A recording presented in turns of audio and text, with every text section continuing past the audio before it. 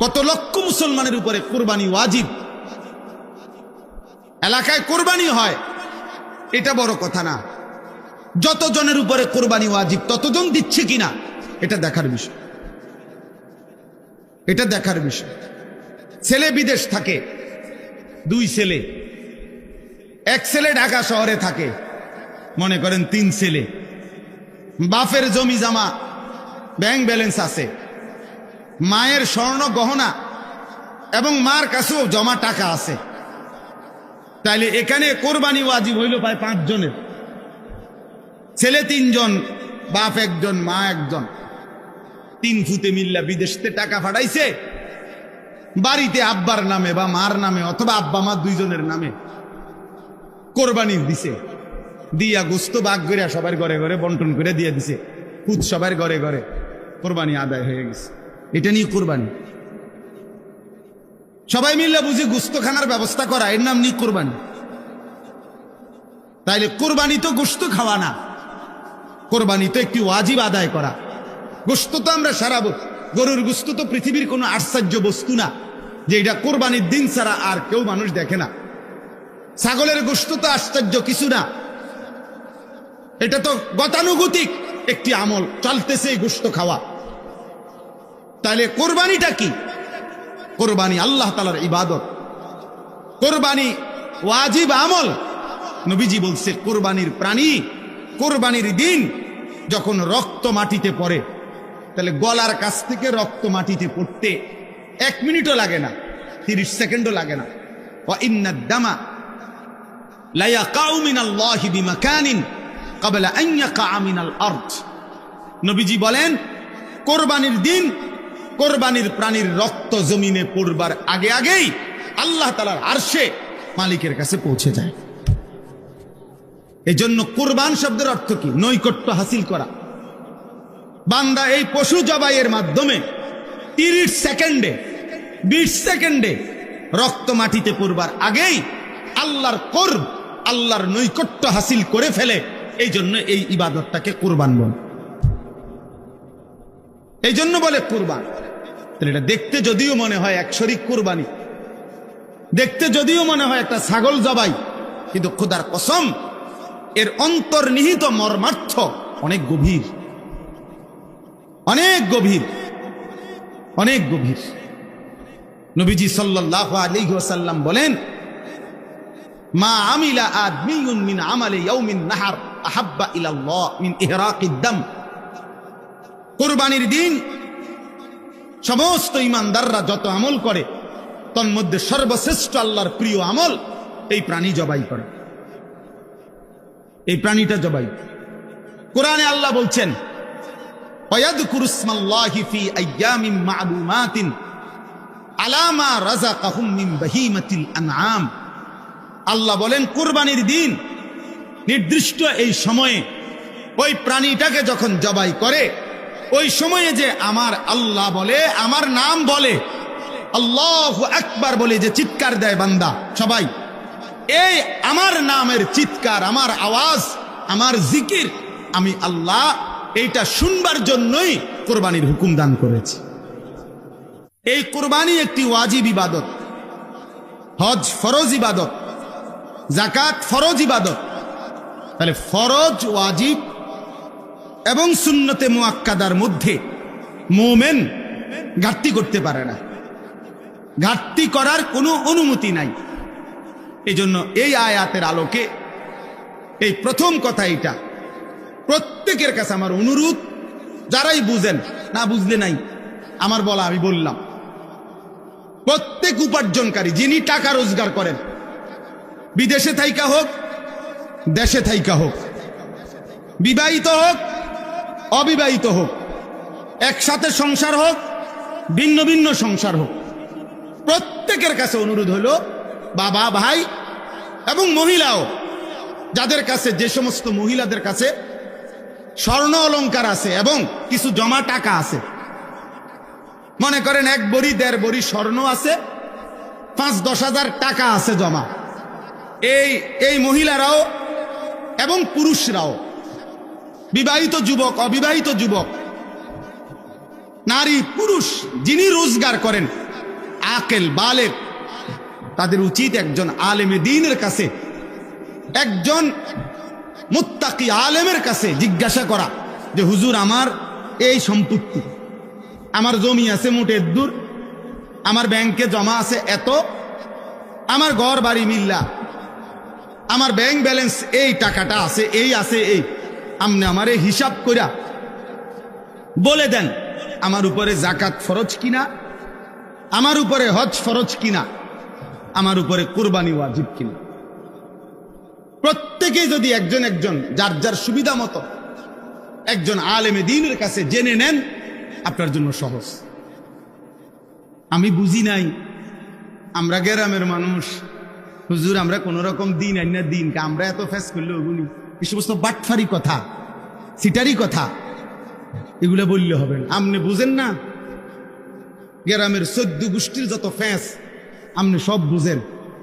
চা দোকানে বুড়া বেটার গপ শুনলে মনে হয় যেন বেটা গোটা পৃথিবী চালায়। হ্যাঁ, এমন লম্বা লম্বা কথা কয় যেন গোটা বিশ্ব বুদ্ধি হেবড়া। উনি বলে বুঝে না, আখেরাতের বেলায় আসলে কিচ্ছু বুঝে না। আর গ্রামের যত গন্ডগোল করা দরকার সব উনি বুঝে। তাইলে আপনি বুঝেন না কি? আবার আপনি বুঝেন না তো বুঝে নিবেন, জানেন না তো জেনে নিবেন। আল্লাহর এই জমিনে মানুষের দ্বীনি রাহনুমাই, দ্বীনি পথ প্রদর্শনের জন্য সর্বযুগে আল্লাহর কুদরতি নিজাম, এটা কোরআনে আছে। আল্লাহ প্রত্যেক যুগের মানুষের জন্য উপযুক্ত আল্লাহ তাআলা পথ প্রদর্শক, ভয় প্রদর্শনকারী, দ্বীন ও ঈমানের বুঝাইয়া দেওয়ার যোগ্যতা সম্পূর্ণ আলেম। খোদার কসম, সূর্য উঠলে এই জমিনে আল্লাহ তাআলা ব্যবস্থা রাখবে। ছিল, আছে, থাকবে। এজন্য ওলামায়ে কেরাম, কোরআন, ইসলাম, সুন্নাহ এটা কিয়ামত পর্যন্ত ছিল, আছে, থাকবে। এই জন্য সর্বযুগে ওলামায়ে কেরামের বিরুদ্ধে যে গেছে, শেষ পর্যন্ত 16 বছর পরে হোক আর 48 বছর পরে হোক, উনি বাঁচছে, ওলামায়ে কেরাম আছে, দিন আছে, ইসলামও আছে। এই জন্য বাংলাদেশে মামুনুল হক আগের জায়গাতেই আছে, ফ্যাসিস্ট পলায় গেছে, জালেম পলায় গেছে, মামুন ঠিকই আছে। এই জন্য আমি সবার কাছে অনুরোধ করছি, সামনের কুরবানি প্রত্যেকেই মাসআলা বুঝে, দিন বুঝে পালন করবেন। আর শেষ কথা হলো, ইন্নামা ইয়াতাকাব্বালুল্লাহু মিনাল মুত্তাকিন। আল্লাহ একেবারে আদম আলাইহিস সালামের জামানায় বলে দিছে যে গুনাহ থেকে পবিত্র থেকে যে ইবাদত করে, আল্লাহ কেবল তার ইবাদত কবুল করে। এজন্য যাকাত, হজ, কুরবানি, নামাজ, রোজা, সাদাকা, জিকির, তেলাওয়াত সবকিছু বান্দার যেই কোনো নেক আমল আল্লাহর কাছে যদি কবুল হইতে হয়, তাইলে গুনাহমুক্ত হইতে হবে, হারাম থেকে মুক্ত হইতে হবে, গুনাহ থেকে মুক্ত হইতে হবে। মানুষের স্লোগান আর আল্লাহর কবুল এক কথা না। কথা বুঝেন নাই আপনি? আপনার টাকা, সুদের টাকা আপনার কোরবানি দিছে, হবে না, কবুল হবে না, আর শাজিমে যাবে না। আপনি মসজিদে, মাদ্রাসায়, অমুকখানে তমুকখানে 50,000 টাকা দিছেন, কিন্তু টাকা যদি হয় হারামের, টাকা যদি হয় সুদের, টাকা যদি হয় ঘুষের, টাকা যদি হয় কিস্তির, তো সেটা আসমানে যাবে না, সেটা কবুল হবে না। স্লোগান মিলতে পারে, বুঝেন না কথাটা? জনাব অমুক 30,000 মার হাবা, এটা ঠিক আছে, মারও ঠিক আছে, হাবাও ঠিক আছে, কিন্তু আরশে আজিমে যাবে না। আসমানে যাইতে হলে কি হইতে হবে? হালাল হইতে হবে, পবিত্র হইতে হবে, গুনাহমুক্ত হইতে হবে, গুনাহমুক্ত। অতএব গুনাহমুক্ত ইবাদত, আমার নামাজ, আমার রোজা, আমার হজ, আমার যাকাত, আমার সব কিছু যেন আল্লাহ এবং তার রাসূলের নির্দেশনা মতো হয়। আল্লাহ আমাদেরকে তৌফিক দেন, কবুল করেন। এই সাউতুল হেরা মাদ্রাসা আল্লাহ তাআলা কবুল করে নেন, এবং ইত্তেহাদুল উলামা পরিষদকে আল্লাহ কবুল করে নেন।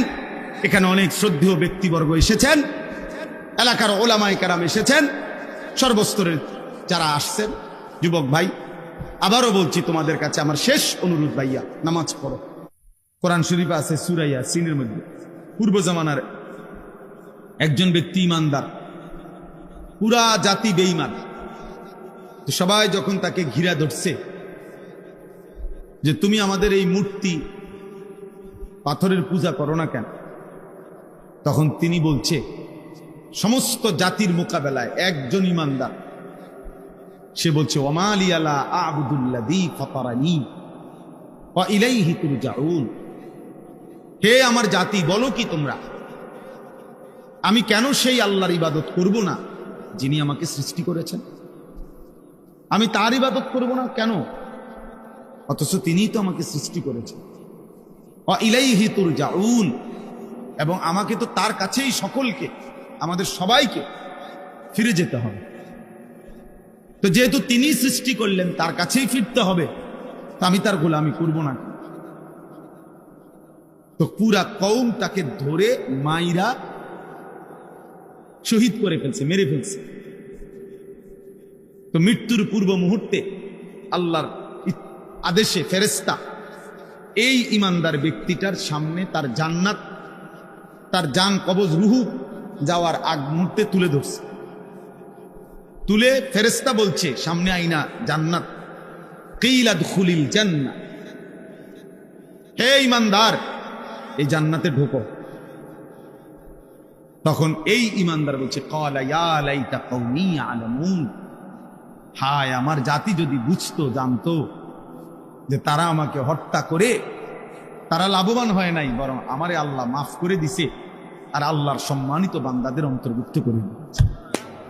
বিমা গাফারা লি রব্বি ওয়া জাআলানি মিনাল মুকরামিন, আমারে তো আল্লাহ মাফ করে দিছে, আমারে তো জান্নাত দেখাই দিছে, আমারে তো জান্নাতি সম্মানিত বান্দাদের অন্তর্ভুক্ত করে দিয়েছে। তাহলে ওরা না মনে করছে মাইরে লাইলাম, শোয়াই লাইলাম, হত্যা করে ফেললাম, কিন্তু তারা যদি জানতো, দেখতো যে দৃশ্য জান্নাত আমি দেখতেছি, তাইলে তারা বুঝতো আহা আল্লাহ তো আমাকে দামি বানায় দিয়েছে। এই জন্য ভাই আল্লাহ তাআলা আমাদেরকে মানুষ বানিয়েছে। আজকে তোমরা অনেক ছেলে পেলে সুস্থ সবল, শরীর স্বাস্থ্য মেধা যৌবন সব ঠিক আছে, পাগলও না ছাগলও না, প্রতিবন্ধী না মাতাল না, সুস্থ মানুষ। অথচ তোমাদের শত শত ছেলে পেলে দিমাগে আল্লাহ তাআলার কোনো কথাই ধরে না, হালাল হারাম জায়েজ না জায়েজ, করণীয় বর্জনীয় কোনো অনুভূতিই নাই। আহা, এক জন্তু জানোয়ারের মতো জীবন, যে জানোয়ারের জীবনের মধ্যে কোনটা বৈধ কোনটা অবৈধ, হালাল কোনটা হারাম কোনটা, মাকেও দেখে, রাস্তার নারীকেও দেখে, বনের দিকেও তাকায়, মোবাইলের উলঙ্গ ছবির দিকেও তাকায়। তাহলে এ তো হালাল হারাম কোনটার অনুভূতি নাই, এ তো জানোয়ারের আখলাক, জন্তুর আখলাক। এই জন্য এটা বোঝা উচিত আল্লাহ তাআলা আমাদেরকে মানুষ বানিয়েছে। ইন্না খালাকনাল ইনসানা, আল্লাহ বলছেন নিশ্চয় আমি মানুষ বানিয়েছি। লাকাদ খালাকনাল ইনসানা, আমি আল্লাহই মানুষ বানিয়েছি। ফি আহসানি তাকওয়িম, সবচেয়ে সুন্দর আকৃতিতে, সবকিছুতে শ্রেষ্ঠ বানাইছি আমি মানুষকে। এই জন্য এই বাবারা আছেন, জওয়ান ছেলে তোমরা আছো, আমরা সবাই এটা ভাবা উচিত যে আমাদেরকে আল্লাহর কাছে ফিরে যেতে হবে, এবং আল্লাহ তাআলা আমাদেরকে অনর্থক বানান নাই। আল্লাহ তাআলা বলছে ফাজআলনাহু সামিআন বাসীরা, আমি আমার প্রতিটা মানুষকে, বান্দাকে শুনবার এবং দেখবার যোগ্যতা দিয়েছি। ইন্না হাদাইনাহুস সাবিলা, এবং আমি প্রত্যেকটা মানুষের জন্য আমার হেদায়েতের রাস্তা বলে দিয়েছি। এরপরে আমি দেখতেছি ইম্মা শাকিরান ওয়া ইম্মা কাফুরা, একে তো তাকে আমি শরীরে চোখ নাক কান হাত পাও অঙ্গ প্রত্যঙ্গ দিয়েছি, আবার আমার হেদায়েতের রাস্তাও বলে দিয়েছি।